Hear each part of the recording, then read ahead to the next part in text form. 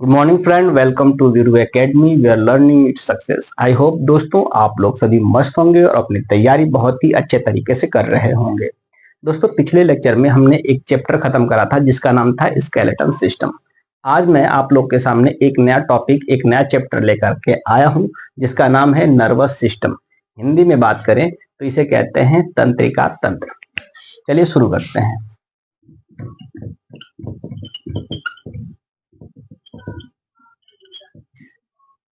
Nervous system को क्या कहते हैं? तंत्रिका तंत्र कहते हैं।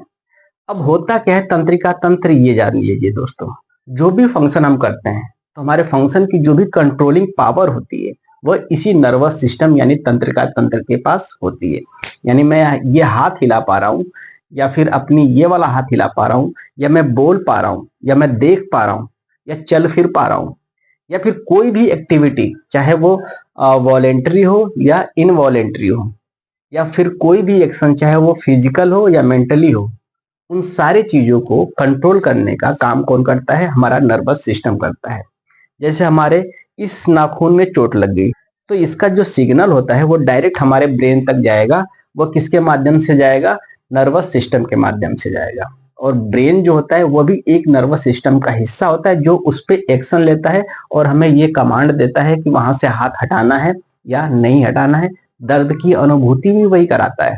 तो ब्रेन जो होता है वह किसका हिस्सा होता है? नर्वस सिस्टम का हिस्सा होता है। अब चलिए जान लेते हैं कि नर्वस सिस्टम जो होता है, तंत्रिका तंत्र, कितने प्रकार के होते हैं। बिल्कुल आसान भाषा में समझेंगे।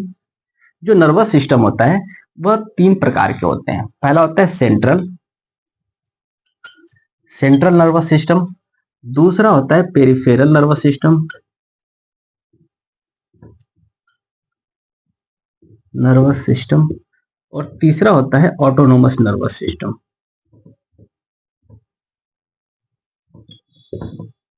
ठीक है दोस्तों, अब एक एक करके इसका आउटलाइन जान लेते हैं। जो सेंट्रल नर्वस सिस्टम होता है ये क्या होता है? मास्टर माइंड होता है पूरे नर्वस सिस्टम का। सारी चीजों को कंट्रोल करने का काम यही करता है, सेंट्रल नर्वस सिस्टम करता है। कमांड देने का भी काम यही करता है सेंट्रल नर्वस सिस्टम। इसके अंतर्गत कौन आता है? पहला तो आएगा ब्रेन और दूसरा आ जाएगा स्पाइनल कार्ड। ठीक है, इसके बारे में भी समझेंगे, ब्रेन के बारे में भी और स्पाइनल कार्ड के भी बारे में समझेंगे। अब हम चलते हैं पेरिफेरल नर्वस सिस्टम। ब्रेन जो कमांड देता है उस कमांड को पूरे बॉडी तक ले जाने का काम कौन करता है? पेरिफेरल नर्वस सिस्टम करता है। यह कितने होते हैं? 31 पेयर होते हैं जो कि कहां से निकलते हैं? स्पाइनल कार्ड से निकलते हैं। कहां से निकलते हैं? स्पाइनल कार्ड से। अब बात कर लेते हैं ऑटोनोमस नर्वस सिस्टम की। तो जितने भी अनैच्छिक क्रियाएं होती हैं जैसे कि डाइजेशन की प्रक्रियाएं, वो हमारे कंट्रोल में नहीं होता है। और हृदय का धड़कना, ये सारी चीजों को कंट्रोल करने का काम कौन करता है? ऑटोनोमस नर्वस सिस्टम करता है। चलिए दोस्तों, हम सेंट्रल नर्वस सिस्टम से चीजों को शुरू करते हैं। सेंट्रल नर्वस सिस्टम शुरू करने से पहले हमें एक चीज का ध्यान और रखना है। पूछिए क्या? ये जो नर्वस सिस्टम होता है दोस्तों, एक विशेष प्रकार की कोशिका यानी सेल से बना होता है जिसका नाम होता है न्यूरॉन सेल। जो बेसिक यूनिट होती है नर्वस सिस्टम की वह न्यूरॉन सेल होती है। न्यूरॉन सेल, न्यूरॉन कोशिका। जो बेसिक यूनिट होती है नर्वस सिस्टम की वो किससे बनी होती है? न्यूरॉन सेल से बनी होती है। तो एक बार न्यूरॉन के बारे में जान लेते हैं, इसके बाद चलते हैं सेंट्रल नर्वस सिस्टम के बारे में। चलिए एक बार डायग्राम से समझ लेते हैं दोस्तों। डायग्राम से समझने की कोशिश करते हैं इस न्यूरॉन को। दिखाई दे रहा है? बिल्कुल दिखाई दे रहा है।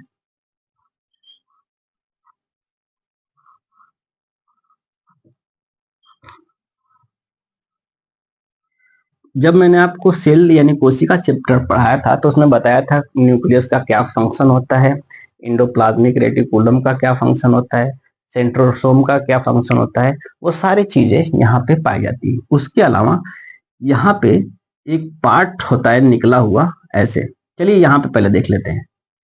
ये देखिए ऐसे ये रेशे की तरह कुछ भाग पाए जाते हैं इस न्यूरॉन में। इसको बोलते हैं डेंड्राइट्स। क्या बोलते हैं? डेंड्राइट्स। और डेंड्राइट्स का काम क्या होता है ये जान लेते हैं। जितने भी सूचनाओं को जो अट्रैक्ट करने का काम करता है या रिसीव करने का काम करता है वो कौन करता है, डेंड्राइट्स ही करता है। और डेंड्राइट सिग्नल को कहाँ भेजता है, इस वाले हिस्से में भेजता है। ये मोटा वाला जो हिस्सा है इस हिस्से को कहते हैं डेंड्रॉन। क्या बोलते हैं, डेंड्रॉन बोलते हैं।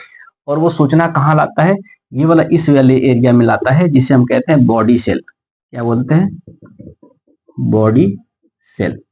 बॉडी सेल में जब सूचना आ जाता है तो न्यूक्लियस के द्वारा सारे सूचनाओं को कहाँ भेज दिया जाता है, इस वाले हिस्से में भेज दिया जाता है जिसे कहते हैं एक्सॉन।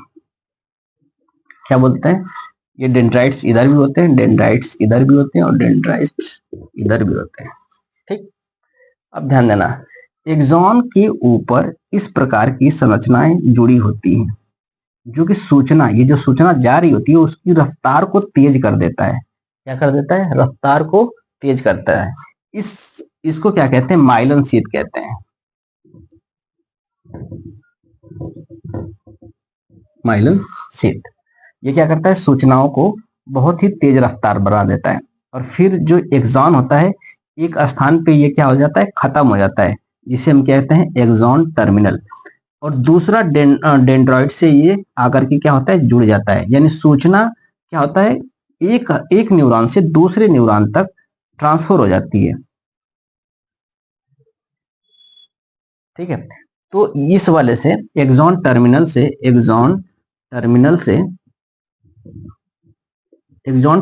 जो सूचना होता है दूसरे न्यूरॉन को भेज दिया जाता है। और बीच में एक गैप पाया जाता है, बीच में क्या पाया जाता है, गैप पाया जाता है। ये वाला जो गैप है, दिखाई दे रहा है, हाँ, ये वाला जो गैप है, इस गैप को सिनेप्स गैप कहते हैं। क्या कहते हैं, सिनेप्स गैप कहते हैं। इसके बीच में सोडियम का आदान प्रदान होता है, न कि दोनों एक दूसरे से बिल्कुल पूरी तरह से टच रहते हैं। तो दोस्तों आपने ये जान लिया न्यूरॉन सेल के बारे में। आप जानते हैं कि जो हमारी पूरी बॉडी होती है किससे बनी होती है, न्यूरॉन सेल से बनी होती है, जो नर्वस सिस्टम के अंदर पाया जाता है। ध्यान देना, नर्वस सिस्टम का जो बेसिक यूनिट होती है वो न्यूरॉन सेल होता है। अब ये हमारे माइंड में भी पाया जाता है न्यूरॉन सेल। ये कहाँ पाई जाती है, हमारे ब्रेन में पाई जाती है। इसकी खासियत ये होती है कि इसके अंदर जो सेंट्रोसोम होता है वह नहीं पाया जाता है। जब सेंट्रोसोम नहीं पाया जाएगा तो इसका अर्थ ये हुआ कि ये सेल डिवीजन नहीं कर पाएगा। और जब सेल डिवीजन नहीं कर पाएगा इसका अर्थ ये हुआ कि एक बार यदि डैमेज हो गया तो वह दोबारा रिकवर अपने आप को नहीं कर पाएगा। इसी वजह से जो ट्रैफिक पुलिस होते हैं वो आपको हेलमेट लगाने की सलाह देते हैं, ठीक है, ताकि आपका ब्रेन डैमेज न हो। लेकिन दोस्तों आप एक बात सोच सकते हैं कि जब हमारे ब्रेन में सेंट्रोसोम नहीं पाया जाता, फिर भी सेल डिवीजन नहीं होता, फिर भी कैसे ट्यूमर हो जाता है या कैंसर जैसी बीमारियां हो जाती हैं। तो उसके पीछे एक कारण है कि दोस्तों ये जो एक्सॉन होता है, एक्सॉन के जस्ट बगल में एक पार्ट होता है जिसको कहते हैं माइलन शीथ। ये क्या करता है, सूचनाओं को तेज रफ्तार प्रोवाइड कराता है। इसी माइलन शीथ में एक विशेष प्रकार की कोशिका पाई जाती है जिसका नाम है गिलियल सेल। गिलियल सेल में सेंट्रोसोम पाया जाता है। यदि यहाँ पे कोई गड़बड़ी हो जाती है तो वहां सेल डिवीजन होने लगता है अनकंट्रोल वे में, जो कि कारण होता है किसका, ब्रेन ट्यूमर का। तो दोस्तों आपने जान लिया न्यूरॉन सेल के बारे में, और ये भी जान लिया यह बेसिक यूनिट होती है पूरे नर्वस सिस्टम की। और हमने जाना था, अभी अभी हमने जाना था कि जो नर्वस सिस्टम होता है वह कितने प्रकार के होते हैं, 3 प्रकार के, central nervous system, peripheral nervous system और ऑटोनोमस नर्वस सिस्टम। सबसे पहले हम जानते हैं सेंट्रल नर्वस सिस्टम के बारे में। सेंट्रल नर्वस सिस्टम में 2 चीजें आ जाती हैं। सेंट्रल नर्वस सिस्टम, इसमें 2 चीजें आ जाएंगी। पहला आ जाएगा ब्रेन और दूसरा आ जाएगा स्पाइनल कार्ड। ठीक है, पहला आ जाएगा ब्रेन और दूसरा आ जाएगा स्पाइनल कार्ड।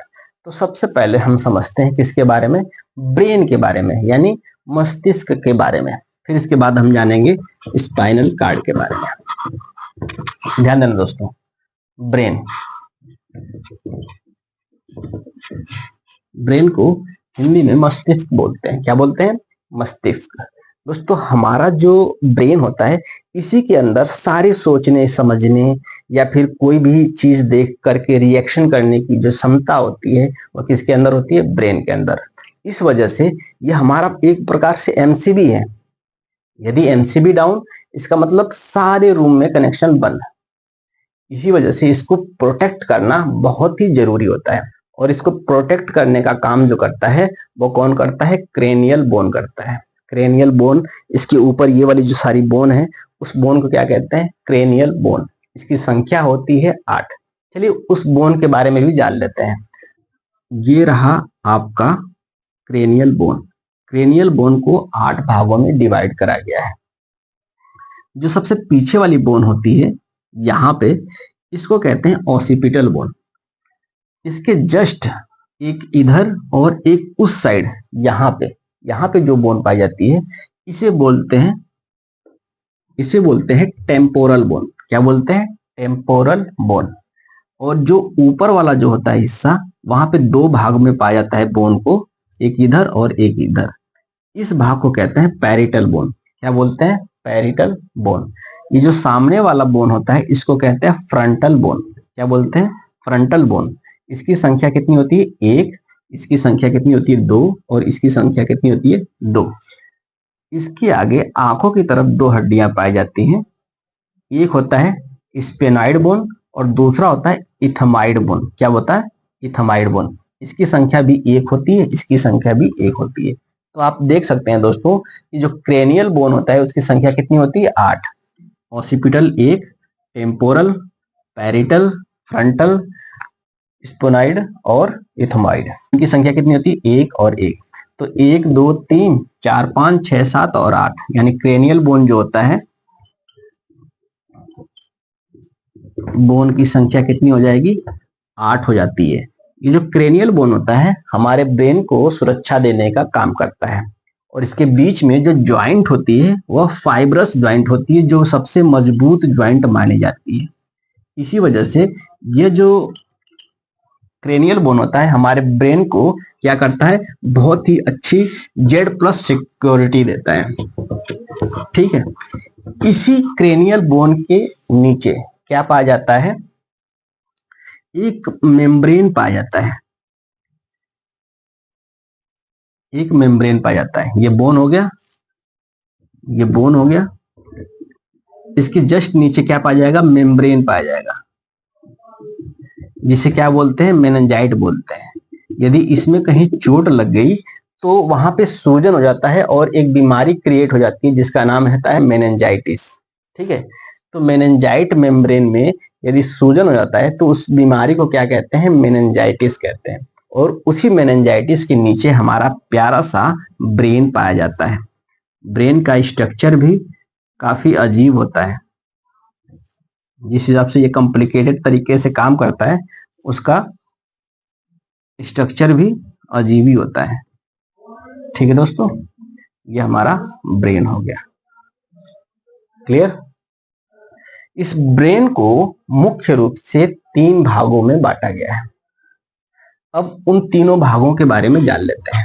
जो ब्रेन होता है वो मुख्य रूप से कितने भागों में बांटा गया है? 3 भागों में। अब ब्रेन को समझ लेते हैं। जो ब्रेन होता है वो मुख्य रूप से 3 भागों में डिवाइड होता है। पहला होता है अग्र मस्तिष्क,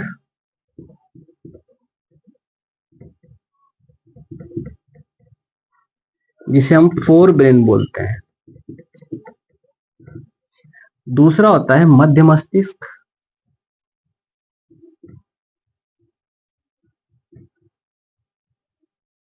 जिसे हम मिड ब्रेन बोलते हैं। और तीसरा होता है हिंड ब्रेन।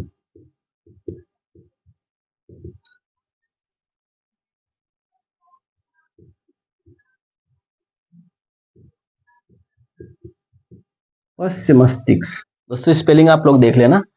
सबसे पहले हम शुरू करते हैं अग्र मस्तिष्क, यानी कौन सा? फोर ब्रेन के बारे में। फोर ब्रेन जो होता है यह कितने भागों में डिवाइड होता है? 3 भागों में। एक एक करके हम इन सारी चीजों का फंक्शन जान लेंगे। पहला होता है सेरिब्रम, दूसरा होता है थैलेमस, और तीसरा होता है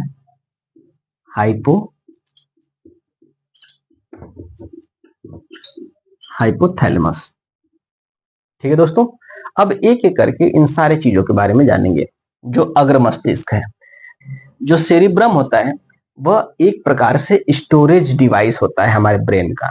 यहीं पे सारी चीजें याददाश्त के तौर पर क्या होती हैं, रहती हैं, पड़ी रहती हैं।